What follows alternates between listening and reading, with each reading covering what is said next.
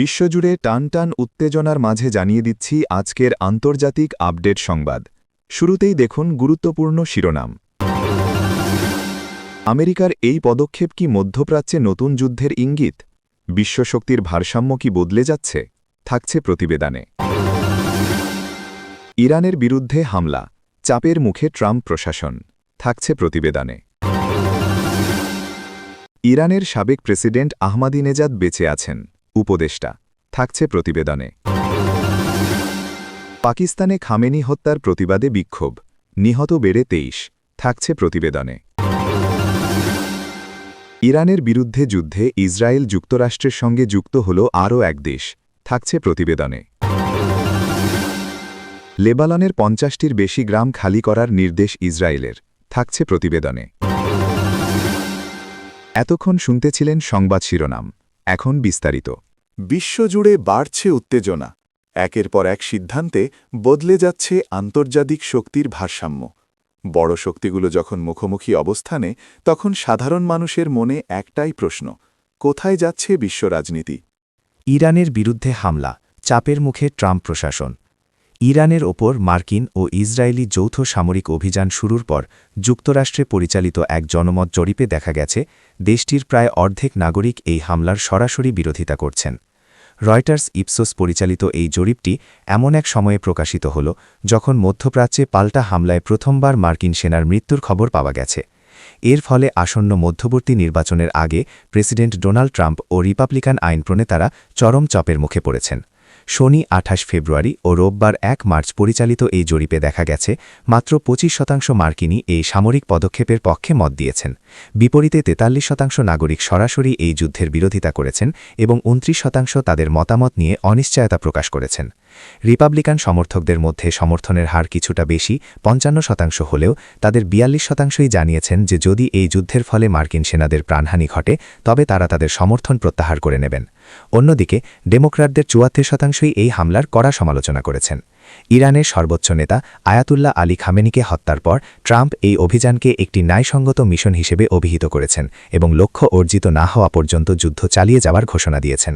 তবে রাজনৈতিক বিশ্লেষকরা মনে করছেন, ট্রাম্পের এই পদক্ষেপ তার নির্বাচনী প্রতিশ্রুতি আমেরিকা ফার্স্ট বা অন্তহীন যুদ্ধ বন্ধ করার নীতি সম্পূর্ণ পরিপন্থী। ক্যাটো ইনস্টিটিউটের সিনিয়র ফেলো ডগ ব্যান্ডো জানান, মার্কিন সেনাদের মৃত্যুর খবর এই যুদ্ধের ভয়াবহ বাস্তবতাকে সাধারণ মানুষের সামনে নিয়ে এসেছে। তারা এখন বুঝতে পারছেন এটি কোনো ভিডিও গেম নয়। সামরিক ক্ষয়ক্ষতির পাশাপাশি অর্থনৈতিক প্রভাব নিয়েও সাধারণ মানুষের মধ্যে উদ্বেগ বাড়ছে। জরিপে অংশ নেওয়া 45% মানুষ জানিয়েছেন, যদি যুদ্ধের কারণে জ্বালানি তেলের দাম বৃদ্ধি পায় তবে তারা এই অভিযানে সমর্থন থেকে সরে আসবেন। ইতোমধ্যে মধ্যপ্রাচ্যের উত্তপ্ত পরিস্থিতির কারণে বেশ কিছু শিপিং কোম্পানি ওই অঞ্চলে তাদের কার্যক্রম স্থগিত করেছে, যা বিশ্ববাজারে নেতিবাচক প্রভাব ফেলতে পারে বলে আশঙ্কা করা হচ্ছে। এদিকে মার্কিন কংগ্রেসে ডেমোক্র্যাটরা এই যুদ্ধের বৈধতা নিয়ে প্রশ্ন তুলেছেন। সেনেটর ক্রিস ভ্যান হোলেন সহ অনেক নেতা মনে করছেন এটি ট্রাম্পের নিজের চাপিয়ে দেওয়া একটি যুদ্ধ। তারা দ্রুত একটি ওয়ার পাওয়ার্স রেজলিউশন বা যুদ্ধ ক্ষমতা প্রস্তাব পাশের দাবি জানিয়েছেন, যার মাধ্যমে পরবর্তী সামরিক পদক্ষেপের জন্য কংগ্রেসের অনুমোদন বাধ্যতামূলক করা হবে। চলতি সপ্তাহের শুরুতেই এই বিষয়ে ভোটাভুটি হওয়ার কথা রয়েছে।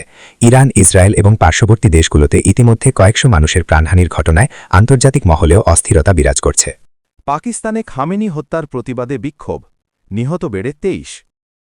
ইরানের সর্বোচ্চ নেতা আয়াতুল্লাহ আলী খামেনির মৃত্যুর প্রতিবাদে পাকিস্তানে বিক্ষোভে পুলিশের ব্যাপক সংঘর্ষে পাকিস্তানে অন্তত 23 জন নিহত হয়েছেন। রোববার 1 মার্চ দেশটির বিভিন্ন শহরে এই প্রাণহানির ঘটনা ঘটে। খবর রয়টার্সে। বার্তা সংস্থা এএফপির এক সাংবাদিক জানিয়েছেন, করাচিতে শত শত বিক্ষোভকারী মার্কিন কনসুলেটে প্রবেশের চেষ্টা করলে পুলিশের সঙ্গে তাদের সংঘর্ষ শুরু হয়। করাচি পুলিশ সার্জেনের কার্যালয়ের তথ্যমতে গতকাল সন্ধ্যা পর্যন্ত সেখানে অন্তত 10 জন নিহত হন এবং 70 জনের বেশি আহত হয়েছেন। এর আগে হাসপাতালের একটি তালিকায় 9 জনের নিহত হওয়ার কথা উল্লেখ করা হয়েছিল, যাদের সবাই গুলিবিদ্ধ হয়ে মারা গেছেন। রাজধানী ইসলামাবাদে কয়েক হাজার মানুষ খামেনির ছবি হাতে রাস্তায় নামেন। মার্কিন দূতাবাসের কাছে জড়ো হওয়া ভিড় সরাতে পুলিশ কাঁদানে গ্যাসের শেল নিক্ষেপ করে। স্কার্দু শহরে বিক্ষোভকারীরা জাতিসংঘের একটি কার্যালয়ে অগ্নিসংযোগ করেন। লাহোরেও হাজার হাজার মানুষ বিক্ষোভে অংশ নিয়েছেন। পরিস্থিতি বিবেচনায় যুক্তরাষ্ট্র ও যুক্তরাজ্য পাকিস্তানে অবস্থানরত নাগরিকদের সতর্ক থাকার পরামর্শ দিয়েছে।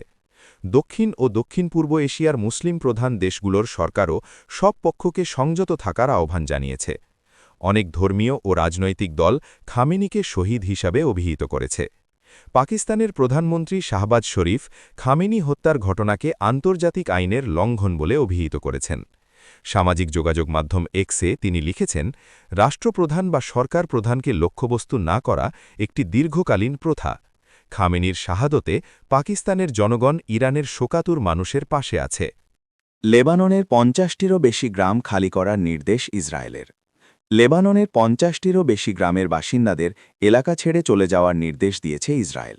সম্ভাব্য হামলার সতর্কবার্তা দিয়ে জানানো হয়েছে, নির্ধারিত এলাকায় বসবাসকারীদের অন্তত ১,০০০ মিটার দূরে খোলা স্থানে সরে যেতে হবে। খবর বিবিসির। নির্দেশনায় যেসব গ্রামের নাম উল্লেখ করা হয়েছে সেগুলো হল সারিফা, মারুব, সেলা, তায়ার, দেবাল, বাফলিয়ে, বারিশ, আরজাউন, কোয়ালাইলে, আল শাহাবিয়া, তায়ার জিবনা, দার্দঘায়া, বাস্তিয়াত, আরব সালিম, হাউস আল রাফকা, ইয়াহমার, পশ্চিম বেকা, মাইডাউন, দালাফি, আইনকানা, কনিসে, মানসোরি, তায়ার, মাজদালজুন, মাজরাত বুয়ুত আল সাইয়াদ, জাবাল আল বুতাম, জিবকিন, আল সামাইয়া, আইতিত, কানা, আল বায়াদা, তায়ার, দেইর আমেস, আইতা আল জাবাল, আল জাউত, হানিন, বিন্ত জোবেইল, হারিস, হাদ্দাথা, মাহরুনা, বেইত লিফ, ইয়াতের, বিন্ত জোবেইল, শাকরা, হোলা, বারা আশিত, বিন্ত জোবেইল, জমেইজমে, আইতারোন, সাফাদ আল বাত্তিখ, আল বাজোরিয়ে, আইনাতা, হানাউইয়া, জান্নাতা, বুর্জ আল শামালি, মারাকে, সিদ্দিকিন, আল মাজাদেল, ওয়াদি জিলো, দ্রুইস, বালবেক এবং মাইস আল জাবাল। ইরানের বিরুদ্ধে যুদ্ধে ইসরায়েল যুক্তরাষ্ট্রের সঙ্গে যুক্ত হল আরও এক দেশ। যুক্তরাষ্ট্র ইসরায়েলের সঙ্গে ইরানের বিরুদ্ধে যুদ্ধে পরোক্ষভাবে যুক্ত হয়েছে যুক্তরাজ্য। দেশটির প্রধানমন্ত্রী কিয়ার স্টারমার বলেছেন, তারা ইরানের মিসাইল ব্যবস্থায় হামলা চালাতে তাদের ঘাঁটি ব্যবহার করতে যুক্তরাষ্ট্রকে অনুমতি দিয়েছেন। সোমবার এ ব্যাপারে একটি ভিডিও বার্তা দিয়েছেন ব্রিটিশ প্রধানমন্ত্রী। তিনি অবশ্য জানিয়েছেন, যুদ্ধে প্রত্যক্ষ অর্থাৎ সরাসরি যুক্ত হবেন না তারা।